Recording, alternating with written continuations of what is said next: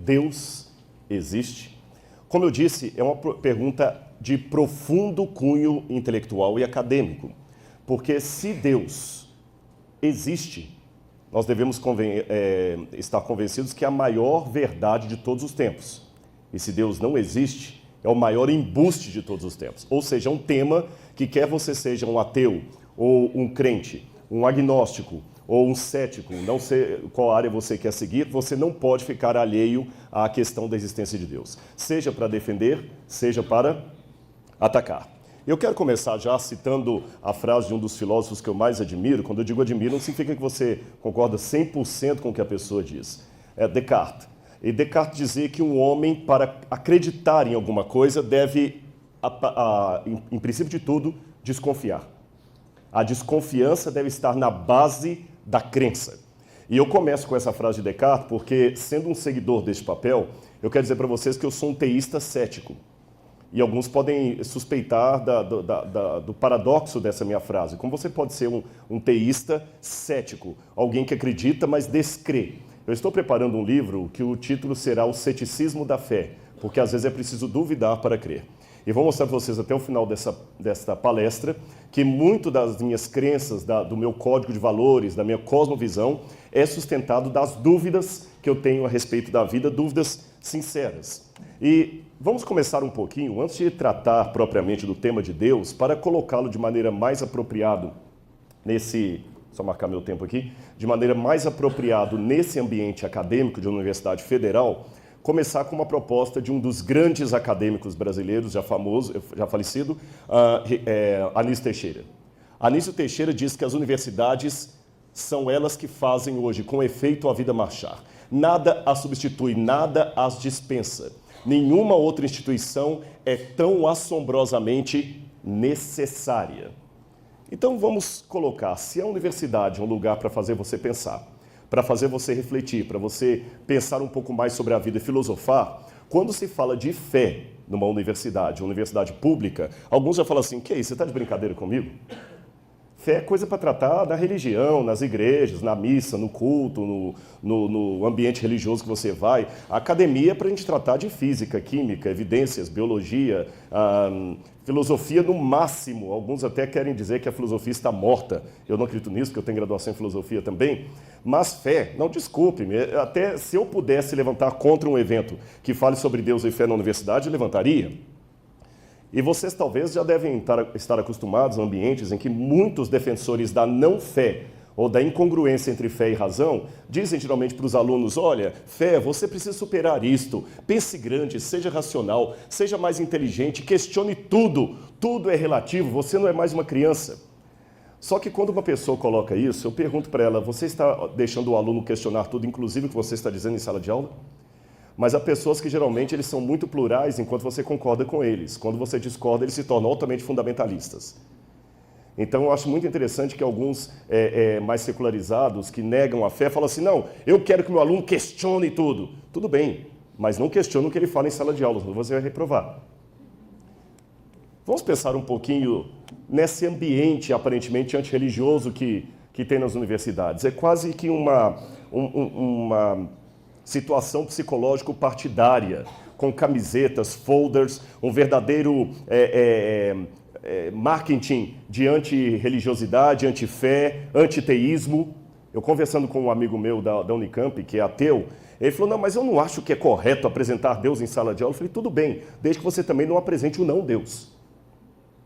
Por que o teísmo não é bem-vindo em sala de aula, mas o ateísmo, que também é uma corrente filosófica, é bem-vindo? Então vamos analisar um pouquinho, será que esse criticismo não está fazendo os alunos acabarem se voltando para um novo tipo de religiosidade, contra o formato, contra os deuses? Algumas propagandas antirreligiosas chegam a ser até desrespeitosas.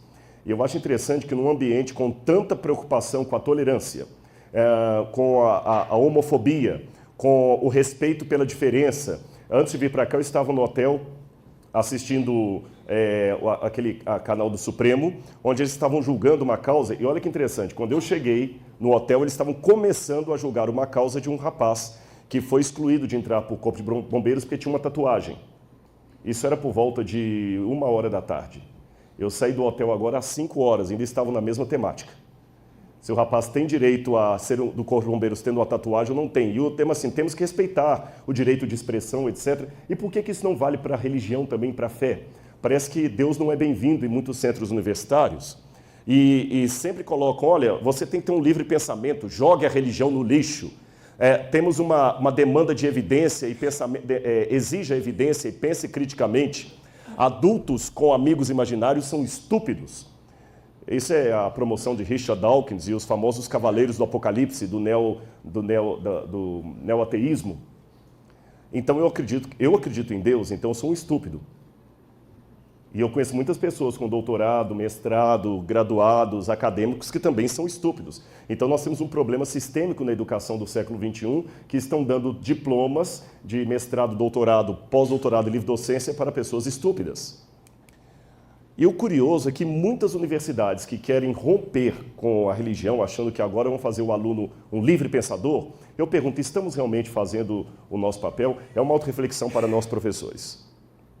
Olha que interessante esses dados aqui. Uso de drogas por universitários. 48,7% dos estudantes já experimentaram drogas ilícitas. Isto é o dobro da taxa da população brasileira. Se a universidade tem os alunos mais livre-pensadores, se a universidade tem os alunos mais acadêmicos, se a universidade tem os alunos que superaram o mito, especialmente o mito religioso, a lenda, a fábula, o conto da carochinhas, os alunos que vão sair para formar esse país. E eu tenho nas universidades o dobro do uso de drogas ilícitas em relação ao que está fora da universidade. Amigos, isso aqui é um dado da Unicamp, algo está errado. No mínimo, algo está errado. Universitários são a parcela da população que mais consome drogas. E eu me lembro uma vez que eu cheguei na USP e estava escrito assim, se o Papa, na época era o Bento XVI, se o Papa Bento é 16, por que eu não posso ser? E na época 16 no Código Penal era usuário. Existe uma verdadeira apologia a isso. Sem contar outros problemas, eu tenho um livro aqui curioso, é de vários autores, e as questões do cotidiano universitário. Vários problemas foram colocados em universidades brasileiras e do exterior. Alunos com dificuldade de expressar ideias próprias e criatividade. Então, realmente, nós estamos conseguindo, no ambiente secular, colocar os alunos para pensar. Deus foi banido.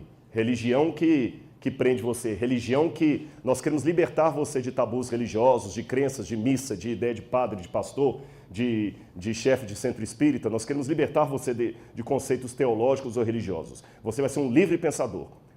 Se estamos com esse objetivo, por que os alunos estão com dificuldade de expressar ideias próprias e criatividade? Eu pergunto, será que realmente nós não estamos apenas tornando os alunos meros refletores do pensamento alheio, assim como acusam as religiões de fazer com os membros, só que com outra roupagem? Os alunos estão tendo dificuldade de se expressar por escrito, dificuldade de produção de texto e inteligência fluida, dificuldade de lerem de entender o que leram, analfabetismo funcional, dificuldade de reflexão e o último que eu destaco com um asterisco, dificuldades de lidar com questões existenciais. Eu tenho alguns artigos aqui a mais que me surpreendem, todos eles analisando sobre o problema do suicídio entre alunos universitários. E me chama a atenção que alguns falam o seguinte, os países mais desenvolvidos no mundo são os países que têm menor taxa de religiosidade, como Suíça, Suécia, Noruega, Holanda, Alemanha. E de fato. Mas me chamou a atenção que eu tive recentemente dando uma palestra em Berlim e eu fiz uma pergunta para o auditório, a maioria deles secularizados, antirreligiosos. Eu perguntei por que as taxas de suicídio daqui de Berlim são 4 vezes mais altas do que os países mais pobres da África. Se ali estão as pessoas mais equilibradas, as pessoas de maior pensamento, que não estão presos à crendice daquelas massas mais simplórias, por que eles têm tanta dificuldade de lidar com problemas sérios da vida? E, aliás, eu já continuo dizendo uma pergunta que eu sei que pode vir do auditório. Muitas pessoas têm dificuldade de conciliar a existência de Deus com a existência do mal e do sofrimento, ou seja, é o trilema de Epicuro. Se Deus existe e Deus é amor e o mal existe, uma coisa anula a outra. Só que me chama a atenção que os lugares que têm maior índice de sofrimento no mundo, repito, alguns países da África, alguns rincões do Brasil, onde a fome, o analfabetismo, a pobreza imperam, você não tem tantos ateus. Se você fizer uma um congresso de ateísmo na Etiópia, você vai alugar uma cabine telefônica.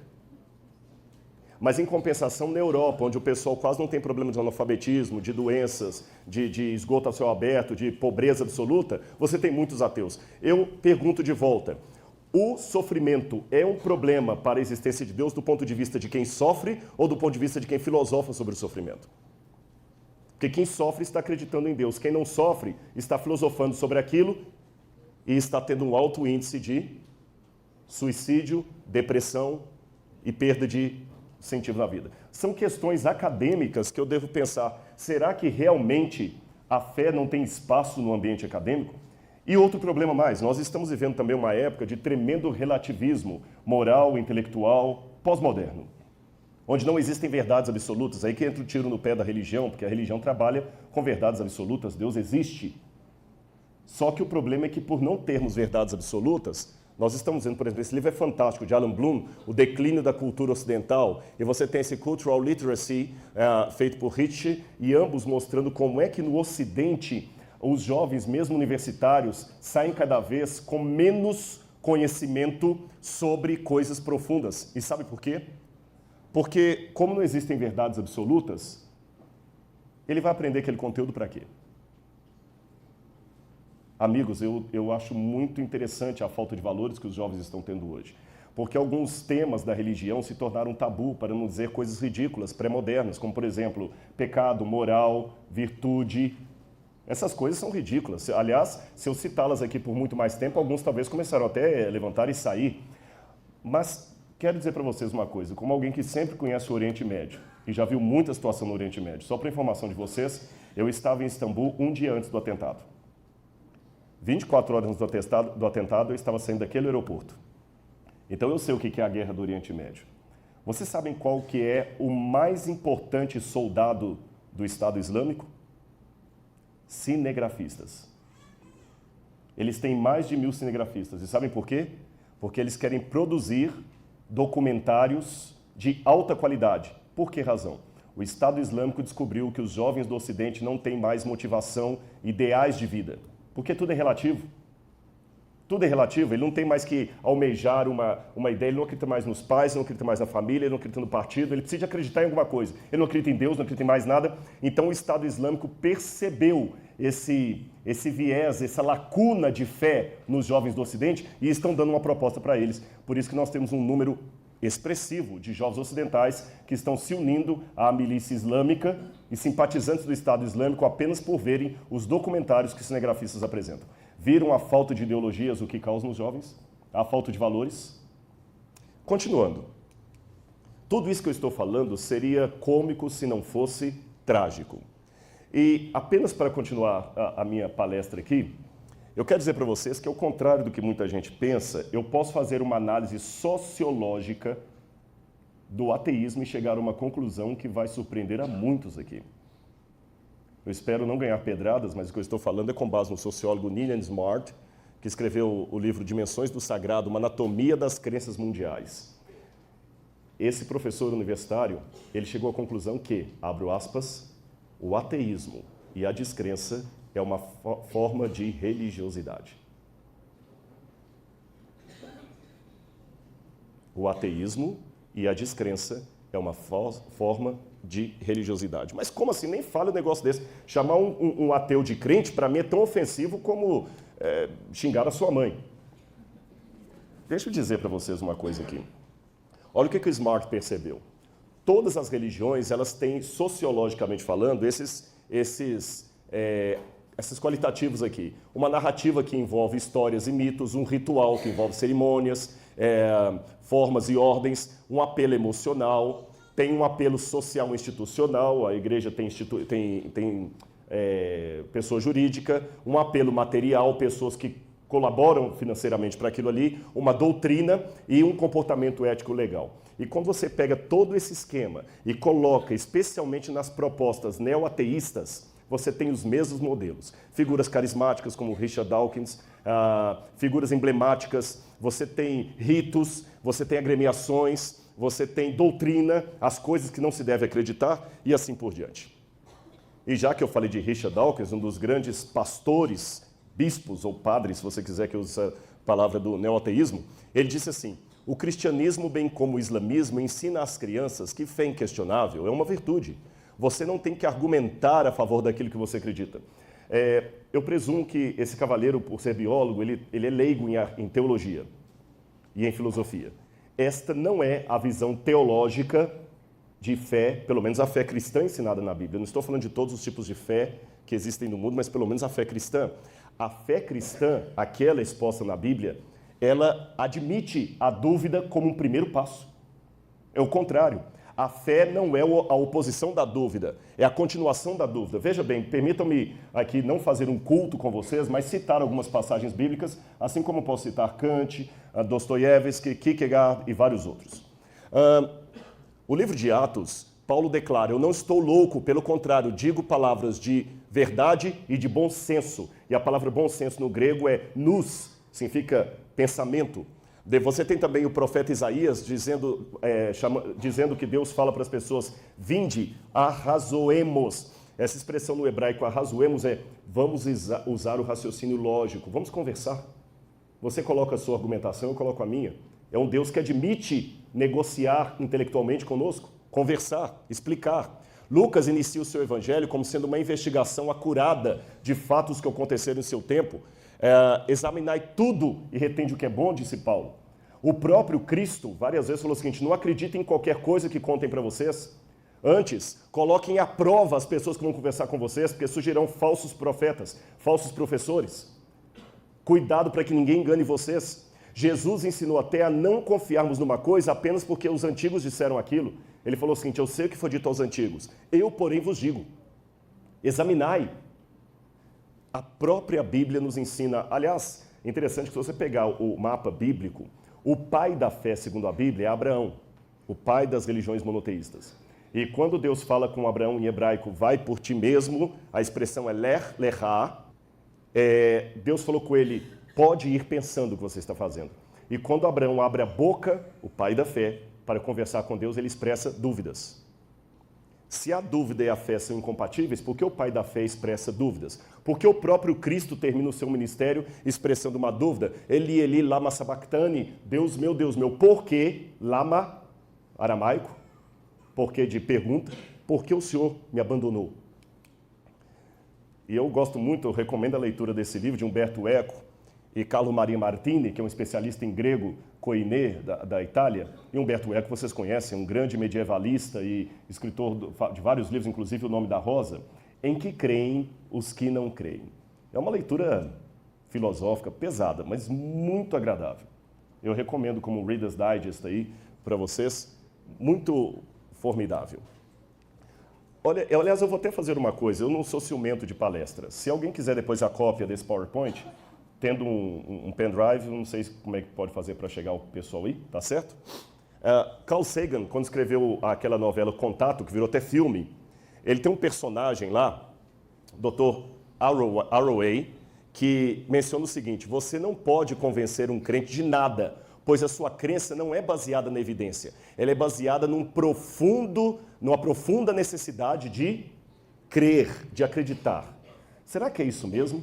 A crença não é baseada em evidências? O Bertrand Russell, no livro Why I'm Not a Christian, porque eu não sou um cristão, falou a mesma coisa. Podemos definir fé como a firme crença em algo para o qual não há evidência. Quando há evidência, ninguém fala de fé. Não falamos de fé quando dizemos que 2 mais 2 são 4, ou que a Terra é redonda. Nós só falamos de fé quando desejamos substituir a emoção pela evidência. Será que isso procede? Deixe-me dizer a vocês que até muitos religiosos têm, a meu ver, uma ideia equivocada do que é fé. Realmente pensam que fé e evidência são coisas opostas, que fé e dúvida não podem caminhar juntas. Mas não é bem assim. Eu vou tomar uns minutos aqui. Essa introdução toda pode parecer um pouco longa para entrar ao tema da existência de Deus, mas ela é necessária como fundamentação teórica para que nós possamos falar uma linguagem mais palatável do ponto de vista do método crítico. Há muitos debates sobre o que é ciência. E eu não vou entrar neles aqui porque daria toda uma conferência apenas sobre essa vertente, o que é ciência. Há alguns que têm um conceito mais lato de ciência, que acreditam que ciência envolve muito mais do que o método científico de Bacon e Stuart Mill, que ciência pode ser compreendida até como a área das humanas, história seria ciência, a psicologia seria ciência. Há outros que pensam que não se pode falar de ciências humanas, que a ciência seria apenas laboratorial. Não vou entrar no mérito da questão. Mas vamos falar um pouquinho sobre o que é evidência do ponto de vista laboratorial. Você tem uma escada de elementos. Evidência, fato científico, hipótese de trabalho, teoria, lei, não são sinônimos perfeitos. E me admira que mesmo acadêmicos, às vezes, misturam as coisas perante os alunos como se fosse uma coisa só. Método e metodologia não é a mesma coisa.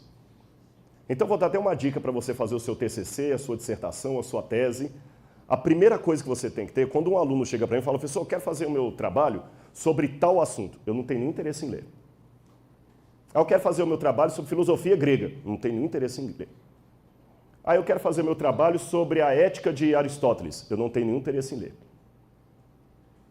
A primeira coisa que você tem para fazer uma pesquisa acadêmica é um problema. Um problema que seja respondido pelos critérios acadêmicos e que seja um problema interessante. A unha encravada do pé da sua avó não é um problema. Nem quantos anjos cabem na cabeça de um alfinete é um problema intelectual. Mas se você chegar para mim e falar o seguinte, professor, eu quero fazer um TCC sobre o seguinte tema. Existiu ou não idade escura na Grécia do período arcaico? Opa, agora já me interessou, porque é um debate. Ele pegou um tema e transformou num problema. Depois do problema, você vê se há evidências que permitem você começar a pesquisa daquele problema. Se há evidências, você pode então elencar essas evidências e fazer um fato científico.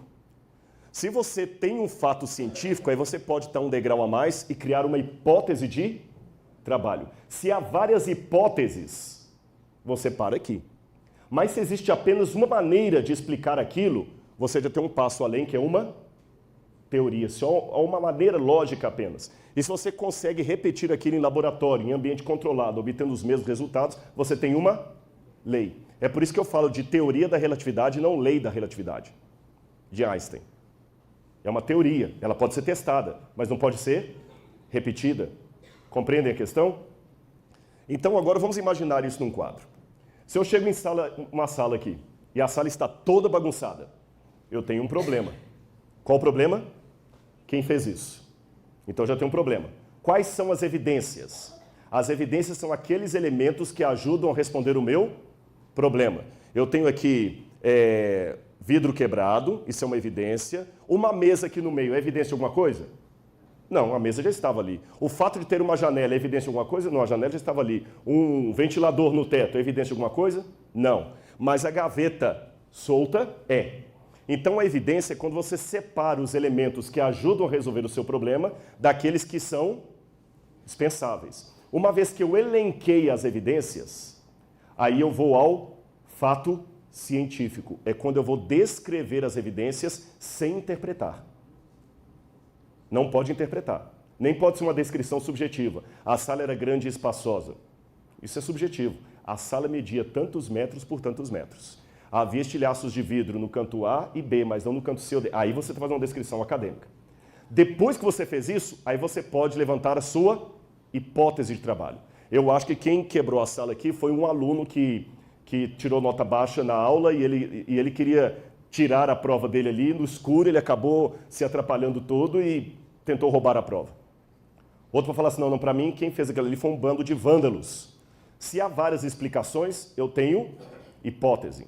Mas se eu consigo uma explicação única, inquestionável, eu tenho uma teoria. Se eu consigo repetir em laboratório, eu tenho uma lei. Então viram que evidências não são provas forensicas de nada. Então quando esses cavaleiros como Bertrand Russell e outros mais dizem a fé não é baseada em evidências, desculpe-me, eles não estão usando evidência dentro do critério de um método científico.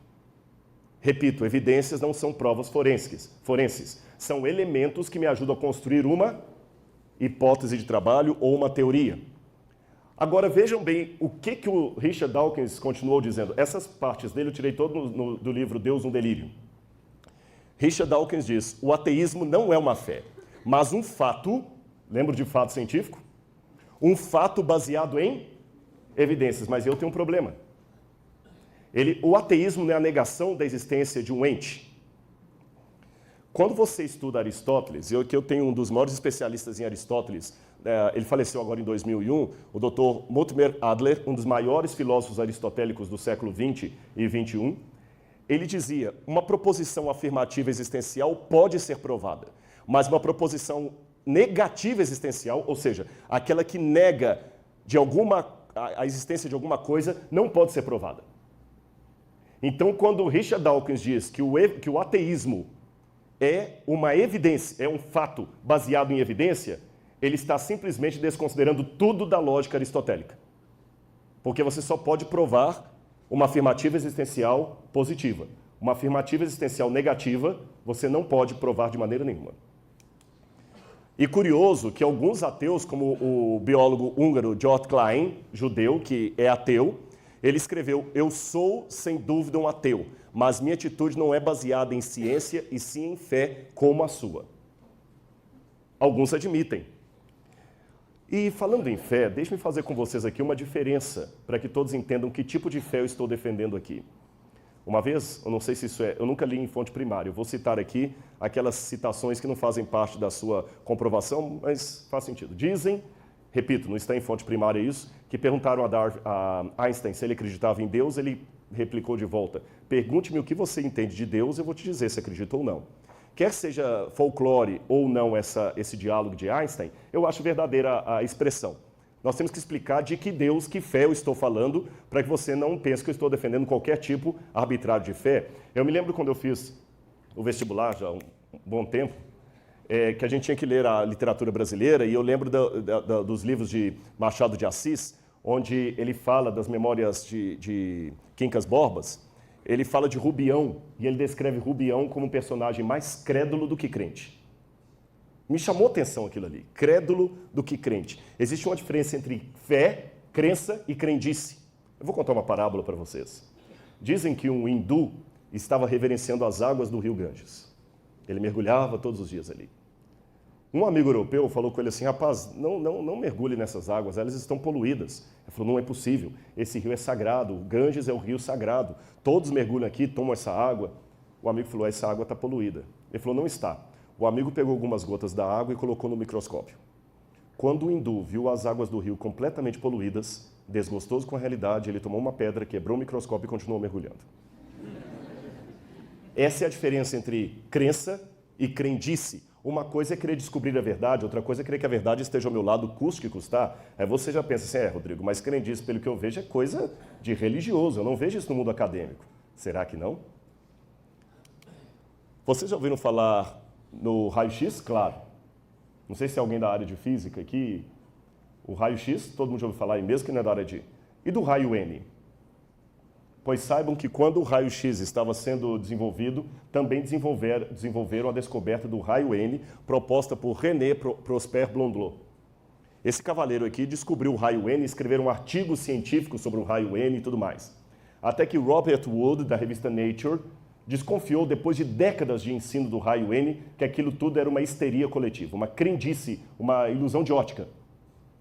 E ele provou isso. Ele pegou os maiores especialistas em raio-N, levou a uma sala e, sem que eles soubessem, tirou a lente que produziria o espectro. Você sabe que sem lente você não produz espectro de raio algum. Ele tirou o espectro e mandou aqueles homens olharem na lente. E todos eles, sem exceção, viram o raio-N que simplesmente não existia. E eram físicos, acadêmicos. Com isso, o raio-N desapareceu dos jornais, dos periódicos, das revistas indexadas, mas provou-se que até acadêmicos também podem ser vítimas de uma ilusão de ótica coletiva, de o que Jung chamava de senso comum. Então não pense que o fato de você ser um acadêmico o isente de participar do tal do senso comum, que existe o senso comum dos leigos, mas existe o senso comum também da universidade. Cada época uma universidade tem mais ou menos aqueles elementos que eles apontam como sendo melhores. E de novo, deixe-me dar para vocês uma comparação do que eu chamaria de fé e fideísmo, para que você entenda a relação da fé com a evidência.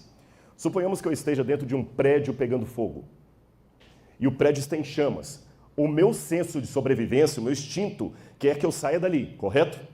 E o que eu vou fazer? Eu vejo que aqui tem um vão e não estou vendo fumaça desse canto.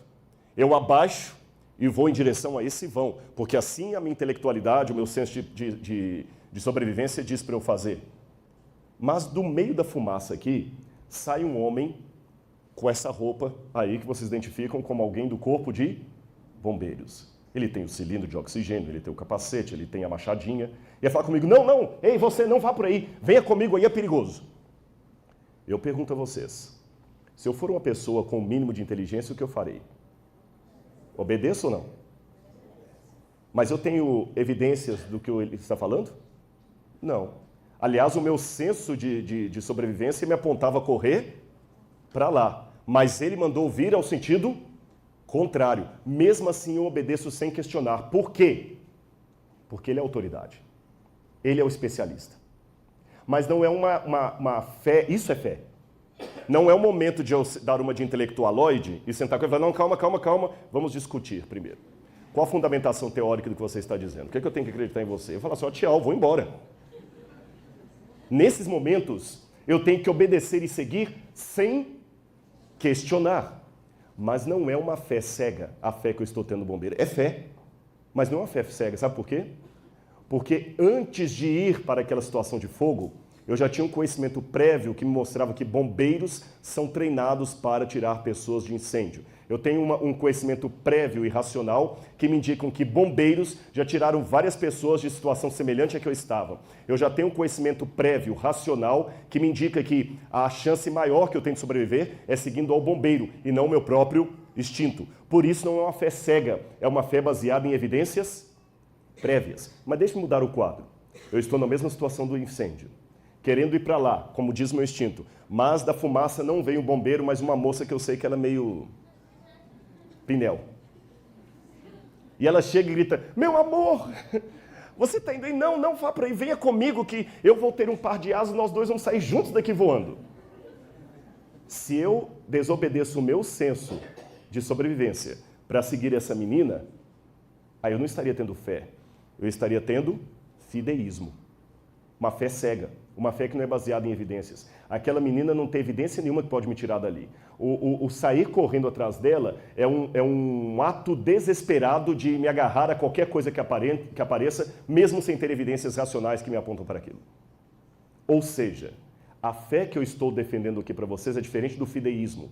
É uma fé que ela é baseada em evidências. Evidências que me ajudarão a acreditar nos momentos em que eu não tiver todas as respostas. Eu sei que aqui nós temos muitos alunos da medicina. Há uma longa e quase secular pesquisa e investigação da cura do câncer. E quantas vezes o médico, o cientista, está tentando investigar a cura do câncer, ele vai por aqui, e vai um monte de dúvidas que ele não sabe como responder. Aquele médico não sabe a resposta de um monte de coisas. Por causa disso, ele vai jogar fora toda a base médico-científica que ele adquiriu até agora? Não. Mesmo que ele não tenha todas as respostas, ele sabe que está no rumo certo, porque ele tem evidências que apontaram para aquilo. Assim é com Deus. Eu não vou ter todas as respostas, mas eu tenho uma fé que é baseada em evidências. Por isso Tertuliano já dizia, credo quia absurdum est. Eu creio porque é absurdo, mas a palavra absurdum, em latim, é um falso cognato, não significa absurdo, ridículo, significa extraordinário, amazing, acima do compreensivo. Ou seja, o que eu estou sugerindo para vocês é a máxima de Immanuel Kant. Sapere aude. Ouse conhecer. Ouse saber. Ouse questionar.